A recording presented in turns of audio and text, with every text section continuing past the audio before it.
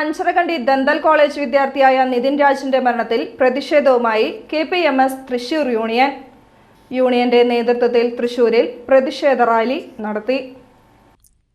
ജാതി വിവേചനത്തിന് ഇരയാണ് നിതിൻ രാജ് എന്ന് KPMS ആരോപിച്ചു.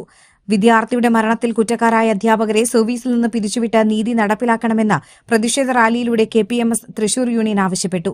KPMS സംസ്ഥാന കമ്മിറ്റി അംഗം KS വിമൽ പ്രതിഷേധ റാലി ഉദ്ഘാടനം ചെയ്തു. നമ്പർ 1 കേരളം എന്ന് പറഞ്ഞുകൊണ്ട് വലിയ ആഘോഷങ്ങൾ നടത്തുമ്പോൾ കേരളത്തിലെ പട്ടികജാതി പട്ടികവർഗ പിന്നോക്ക വിഭാഗങ്ങളിലുള്ളവർക്ക് ഇന്നും അവഗണനയാണ് എന്ന് നമുക്ക് മനസ്സിലാക്കാൻ സാധിക്കും. ഇതിനു മുന്നിൽ സിദ്ധാർത്ഥ എന്ന വിദ്യാർത്ഥി മരണപ്പെട്ടു. അതിനുശേഷവും സർക്കാരിൻ്റെ നടപടികൾ നല്ല രീതിയിലല്ല നടന്നത് എന്ന് നമുക്ക് മനസ്സിലാക്കാൻ സാധിക്കും.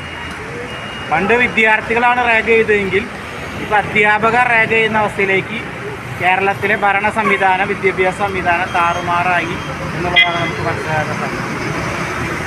ഇന്ന് നിതിൻ രാജ് എന്ന വിദ്യാർത്ഥിക്ക് സംഭവിച്ച ആ ഒരു ദുരന്തം മറ്റുള്ള അച്ഛനമ്മമാർക്ക് ബാധിക്കാതിരിക്കുന്നതിന് വേണ്ടിയാണ് KPMS ശക്തമായ പ്രതിഷേധം നടത്തുന്നത്.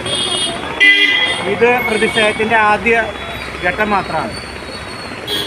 ഈ പ്രതിഷേധം ഔപചാരികമായി ഉദ്ഘാടനം ചെയ്തതായി ഞാൻ പ്രഖ്യാപിക്കുന്നു. യൂണിയൻ പ്രസിഡന്റ് AT സന്തോഷ് അധ്യക്ഷനായി. യൂണിയൻ ഭാരവാഹികളായ SV മണി, ഹരിദാസ് പുളിക്കൽ എന്നിവർ സംസാരിച്ചു.